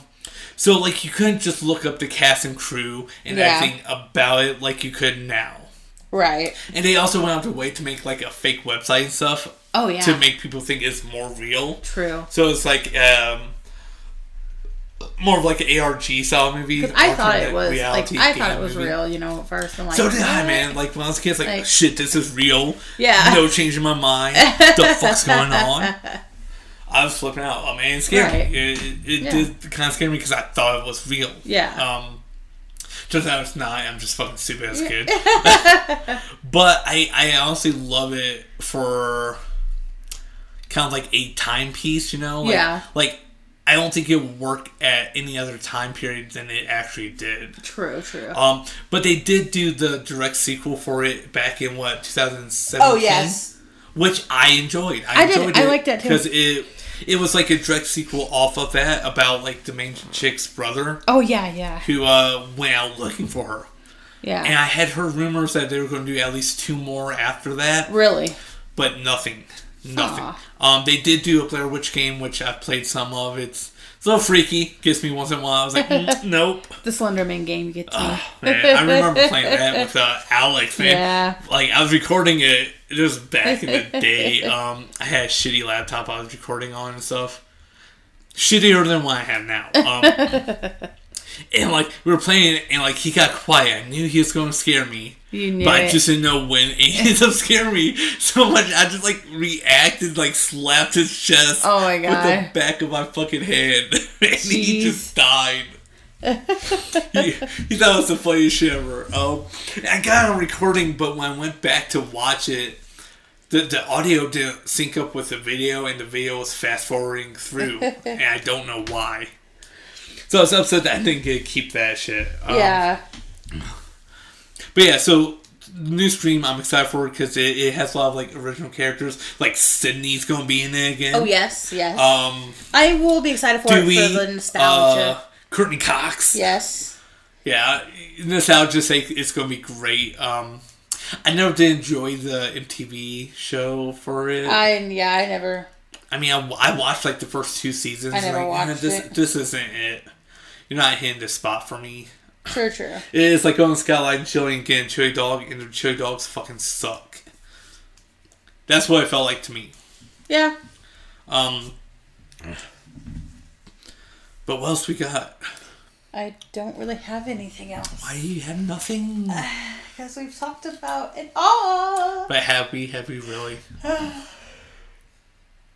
Yeah. Hey, actually, I can give out some suggestions for new, or not new, but good horror movies. Because I just thought about this because I was thinking about the movie The Thing. Right. So this movie's called The Void. It's a really weird, almost H.P. Lovecraft-esque movie, where it's like a dimensional monster that's unthinkable type style. It's a very good movie. It's a low budget movie, but with the budget they had, they put a lot into practical effects. Oh, really? So it's good in that way. Nice. So I would definitely suggest checking out The Void. I think it came out like 2017, 18. Can't really remember. It's been a while. But it's a body horror style movie. I think I've seen the DVD cover for it or something It is weird but really fucking good. Yeah. So there's that. One of the worst movies I've ever seen. My mom ran it. It's called Cadaver Christmas. Oh god. Oh my god, this thing was below B rated. It was like maybe C or D. It was awful. We rented a movie once. It was called The Chair. The cover looked amazing, right? And it was almost like Saw-esque, you know? I think I know what you're talking about. Yeah. But, oh my god. The whole time the movie is literally just like somebody, I can't remember if it's a female or a male, whatever, but they're just sitting in this chair. Yeah. And that's pretty much all it is. It's like a mind game. They're just sitting in this chair that they're strapped into. How long is this movie? I don't even know. It's terrible. It is terrible. No, so that's like, so mine was like a B-rated, C-rated. Yeah. But like the worst, just shittiest movie I've ever seen that was a horror movie. Yeah. Was with Alex, and it's called Zombie Ass. Oh, I remember you telling me about this. The first time I saw it, I was pretty well wasted. Yeah. And I watched it again willingly with my other friends to make them watch it. I don't know why. I should have got drunk again. But, like, it's like a hentai that they were making that they stopped halfway through and tried to make it into like a horror movie. It's like the best way I can describe this hot mess, and it's in Japanese, so it's either subtitle or it's dubbed. Yeah, and they're both bad. Yeah, I guarantee you this movie made no money back. Probably not. It was just insanely awful. Also, another one that's not really, I don't know if it's necessarily horror or if it's just should never have been made. What? Is Human Centipede. Oh, Human Centipede. Should have never been made. No. I'm okay with the first one. The third one, though, man. Yeah. The fuck is that shit? So, what's funny, so like the first one, like I heard about it, but I really I was in high school when it came out. Yeah, I was living with one of my aunts, and I heard about it, but I didn't it wasn't like it was now. Like Netflix streaming had just began. It started to get popular. It wasn't just through the mail anymore. Yeah, and so we were on there one night. It was just me and her. I don't know if kids were sleeping or whatever. Anyways, so it was just me and her, and we were like, hey, let's watch this because we had been hearing about it, you know. Right. And it was, you don't want to watch that movie with a family member like that. It's just not the kind of movie to be watching with an aunt. I don't know. It's just so bad. I believe it. I've seen the movie. It's not the best movie ever. What though? Who thinks of this? Yeah, I don't know. It was a pretty movie. So, yeah, I don't even... If you haven't seen it, go check it out. But I'm not going to give any details about what it's about. It's just in case you haven't seen it. Pretty decent. I don't know if I consider it horror, but I guess horror/thriller. Yeah. Maybe to watch. It's on Netflix. It's called Apostle. Oh, okay. And from what I remember, it's this dude is going to look for a sister who... ended up in this cult on this island. It takes place in the early 1900s, I would say. Between 1920, 1930-ish. But this cult is worshipping this pagan demon thing that turns out to be real. It was pretty good from what I've seen of it. Yeah. I think I had half an hour left and I paused it to go do something else and never finished it. But it was good. It was good. Yeah. Solid movie. But here's speaking of solid movies and our Netflix scrolling through Scream. Do you think with the new Scream movie that the masks are going to get even more popular? Oh, I think so. Because it's one of those things that it's going to come back around. Yeah. you know. So well, I mean, it really hasn't left, but it really definitely has faded, you know. Yeah. Which kind of sucks. But fun fact, so the company that made the mask for the movie still owns the rights to the mask. Oh, really? Yeah, it's not owned by, like, the studio or the creator of... I think it was Wes Craven who made Scream. Yeah, no one like that owns it. Like, the company still owns it. I think they're in, like, West Virginia or something like that. Yeah. They're East Coast, I know that for sure. But you know they made a shit ton of money off that mask. Oh, yes, no doubt. I'm so glad they still own the rights. But yeah, I'm thrilled for the new Scream movie. Also got Antlers. Yep. I don't really know anything else that's coming out. The Black Phone. What is the Black Phone? Do you remember the trailer for that? With Ethan Hawke. Oh, I think so. So from what I've seen from the trailers, so the Black Phone is about this kid who gets kidnapped by Ethan Hawke's character. And he's locked in, like, this basement, right? Right. And there's a bed there and this, like, black telephone that apparently isn't plugged in or anything. Yeah. And it starts ringing one day while this kid's locked in this basement. Right. And he's talking to someone, and it turns out it's, like, the dead kids that Ethan Hawke's character's kidnapped before him and killed. And they're, like, trying to help him escape. It looks fucking good. I'm actually very excited about it. I almost forgot I wanted to talk about it because I didn't write down my notes. Right. You gotta write it down in the notes. Gotta put it down in the fucking show notes. Another movie that I love that is Halloween-esque that we did not talk about, and I don't know how we did not talk about it. What is it? Beetlejuice. Beetlejuice, yes. I love Beetlejuice. Beetlejuice is solid. Yes, so solid. A+. It was the movie I've been watching it in quite a while.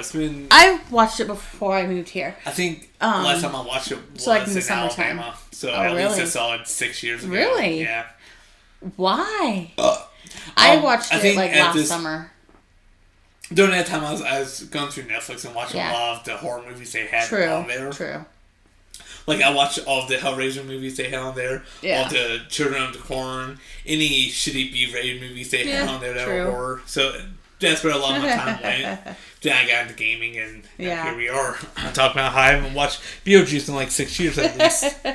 Yeah, but it's solid. It's great. It is a good movie. It's a fun movie, too. Yeah, it's fun.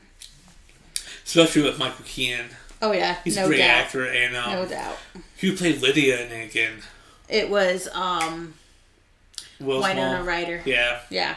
Will's mom from Stranger Things. Speaking of Stranger Things. Gina Davis is in it. Yeah. I can't remember his name. What's the dad? Yeah, I know the dad, but I don't remember. Yeah. But, so Stranger Things, next season's coming out next year. Yes. I ain't gonna lie, I'm mad that's coming out next year. I wanted it to come out this year. I know. I'm so we all do. I don't know. I'm worried that the, like, Stranger Things, like, hype wave has died off. Possibly. You know? Because, like, I don't really find anyone to talk to about it anymore. True. I mean, it sucks because I absolutely love it. True. Anyways, I think I was talking to, just when I was working on that topic, I was talking to Payne about Stranger Things. And I came to the realization that here, probably within 10 years or so, they're going to start making movies and TV shows like Stranger Things and stuff based on the fucking 90s. Yeah. I'm not ready to handle that. I definitely won't be ready to handle it when they're making movies based on time I was in school and shit. Yeah. I'm not ready for that. Feel it. That's terrifying. That's real scariness. But yeah, I was going to say before, I miss like movie stores and rental places like that. Oh, I know. Because they were a great way to just rent a bunch of really crappy B-rated horror movies and watch them. Yep. Yeah, because they always had a section of, like, the worst. But there are, like, a lot of crappy B-rated movies on streaming services, especially services like Discovery Plus and stuff like that, where they have, like, not like Netflix or HBO where they get mainstream stuff, or even Hulu, but even Hulu too. Yeah. But like the other streamers, like Crackle and stuff, where they have like the crappiest movies on there. For the longest time, they got rid of it, but for the longest time, they had the Gingerbread Man on there, which was a horror movie series, and Killer Bong. Yes. And those movies series are so bad that they end up having a crossover of the two. Yeah, it's like Gingerbread Man versus Evil Bong or something like that. It's like, what is But I feel bullshit? like I need to watch it. Like, I just need to watch it. Oh my god, I never did want to watch it. It's like I just want to watch it just to see what it's about. Oh my god. It's about Killer Gingerbread Man. Just to say that. And like a devil ball. Say I watched it, you know. Oh my god. That's like watching the movie Rubber about that killer tire. I haven't seen it. I haven't. I wanted to. It's when I was living in Alabama. It came out, and they had the movie rental place. Yeah. And I wanted to see if I never did. But yeah, it was just some of the weirdest shit that come up. It's like, how the fuck do you get funds for this bullshit? Oh, I know, right? Yeah, it's just absolutely like mind-boggling. But it's a bit crazy. Yeah, we're just about to the end, but before we get there, I want to talk about a couple of YouTube channels. So they fit in with this. So one of them is Foundflix. I can't remember the host, but he when you watch it and it shows him, he has like a wall of DVDs behind him, and they are all fucking horror movies. Oh, and he talks about a lot of horror movies and stuff and breaks them down. He's really good at it. Then there is fucking, what's his name? Ryan something. He's like Irish or Scottish. I'm not. And he does movie reviews and stuff as well. I actually have to look him up on fucking YouTube.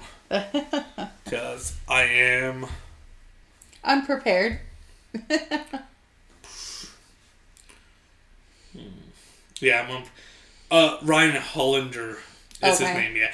He does like a lot of like synopsis and movie breakdowns and stuff. Yeah. And they do a lot of horror. Both of them do a lot of horror movies and stuff like that, which they're really good and interesting breakdowns of movies. So I definitely suggest like go and checking them out. They're great. Who else? Definitely go check out my friend Tony on Scaredycast. Yeah. Or find him on YouTube at Tony's Kind of Weirder. Also his Twitch and Instagram are the same. Right. Yeah. And he should have links to all of his other shit for Scaredycast with that. Anything else? Got anything you want to promote? Push out? Don't think I do. Are you sure about that? Yeah. Yeah, me neither. I still have not made the LinkedIn. Oh, what? I still haven't got around to doing that, to be frank. What have you been doing? I don't know, man. What have I been doing? Nothing. Obviously. I'm yawning like an old man. What time is it? It's only 11:49. I'm yawning like an old man. Yeah. Yeah.